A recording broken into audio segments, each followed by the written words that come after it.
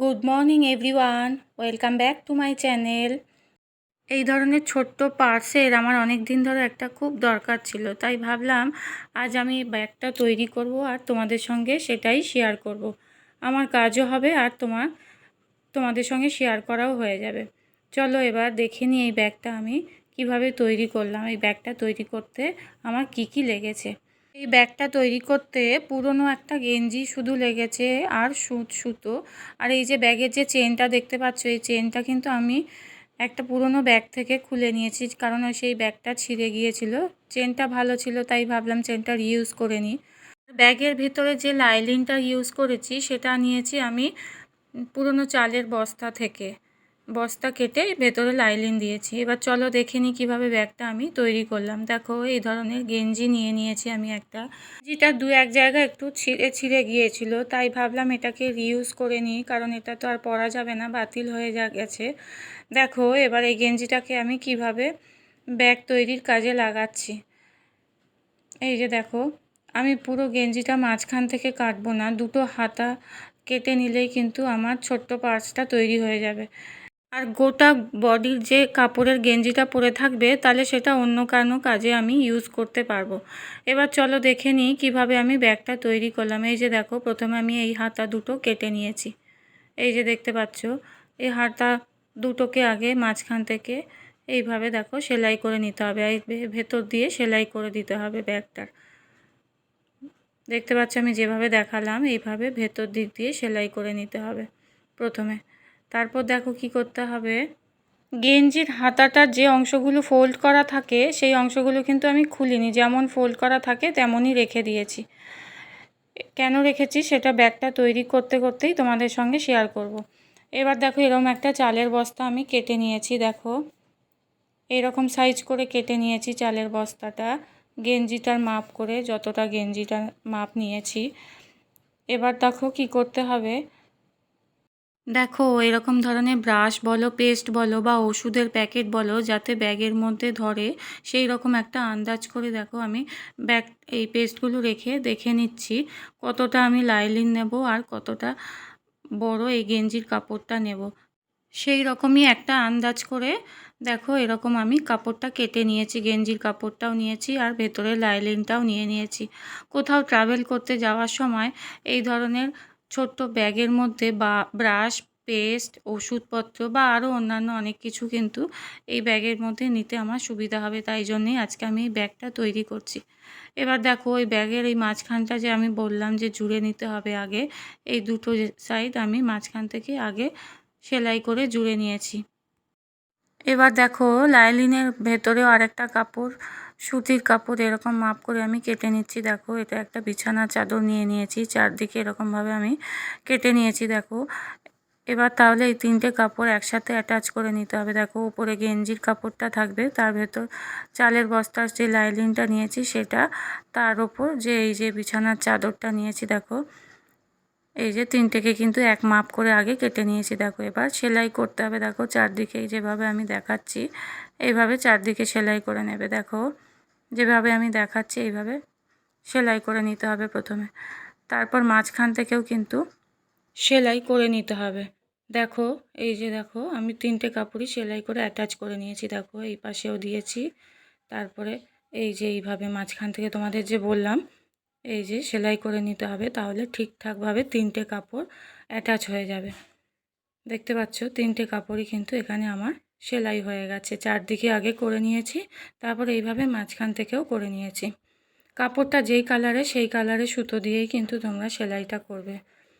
এবার দেখো কি করতে হবে, এই যে দেখো এইভাবে ফোল্ড করে নিচ্ছি আগে। দেখতে পেলে কিভাবে ফোল্ড করে নিলাম কাপড়টাকে। এবার কি করতে হবে, দেখো এইরকম একটা মাপ করে চেন নিয়ে নিয়েছি। ব্যাগটার যতটা মাপ সেই আন্দাজ করেই মাপটা নিয়েছি। যদি বড় হয় তাহলে চেনটাকে কেটে এই ব্যাগটার সাইজের মতো করে নিয়ে নেবে। এবার দেখো কি করে চেনটা অ্যাটাচ করতে হবে। এই যে দেখো এইভাবে প্রথমে রেখে, দেখো যেভাবে আমি দেখাচ্ছি চেনটার দিকে ফলো করো। এই যে এইভাবে রেখে দেখো একটা পার্ট চেনের একটা দিক এইভাবে রেখেছি আমি, এই যে দেখো উপরে লকটা কিন্তু মাঝখানটা রেখেছি, এই যে দেখতে পাচ্ছ কিভাবে নিয়েছি। এইভাবে একটা পার্ট এইভাবে সেলাই করে নিতে হবে আগে। তোমাদের আগেই বলেছিলাম হাতা দুটোর ফোল্ড করা অংশটা রেখে দেবে, ওই জায়গাটা কিছু করবে না। ওই দুটো জায়গার মধ্যেই কিন্তু চেনটাকে আমি রেখে দুপাশে সেলাই করে নিচ্ছি। দেখো যেভাবে আমি দেখাচ্ছি, এই যে দেখতে পাচ্ছ এইভাবে একটা সাইড এইভাবে পুরোটা সেলাই করে নিতে হবে আগে। এই যে একটা সাইড এইভাবে সেলাই করে নিতে হবে, তারপর অপোজিট সাইডটাও কিভাবে সেলাই করতে হবে চলো দেখাই তোমাদের। দেখো কিভাবে একটা সাইড আমি সেলাই করে নিচ্ছি চেনটার, দেখতে পাচ্ছ। এই যে দেখো এইভাবে পুরো এই সাইডটা সেলাই করে নেওয়া হয়ে গেছে আমার কিন্তু। এবার একইভাবেই এর অপোজিট সাইডটা সেলাই করে নিতে হবে। দেখো এই যে দেখো দেখো কিভাবে দেখাচ্ছি। এই যে দেখো আমার একটা সাইড কিন্তু সেলাই হয়ে গেছে। এবার ব্যাগটাকে এইভাবে ফোল্ড করে নেবে যাতে ভেতর দিকটা আসে। এই যে দেখো এইভাবে রেখে এবার আরেকটা সাইড চেনটার আরেকটা সাইড সেলাই করে নিতে হবে। দেখো যেভাবে আমি দেখাচ্ছি পুরোটা এইভাবে সেলাই করে নিতে হবে। দেখতে পাচ্ছ কিভাবে আমি সেলাইটা দেখাচ্ছি। এইভাবে পুরো এই সাইডটাও সেলাই করে নিলে চেনটা লাগানো হয়ে যাবে আমার ব্যাগের সঙ্গে।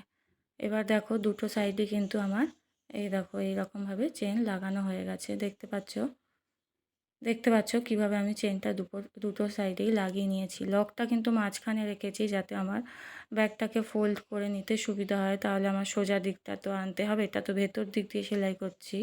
এবার দেখো কি করছি, এই যে দেখতে পাচ্ছ এইভাবে 1.5 ইঞ্চি মতো নিচের দিকটা আর কি ব্যাগটার একদম চেনটা যেখানে লাগিয়েছি তার একদম নিচের দিকটা এইভাবে ব্যাগটার ফোল্ড করে নিচ্ছি। দেখো 1.5 ইঞ্চি মতো ফোল্ড করে নিচ্ছি, দেখতে পাচ্ছ কিভাবে নিচ্ছি, দেখতে পাচ্ছ 1.5 ইঞ্চি মতো এইভাবে ফোল্ড করে নিয়েছি।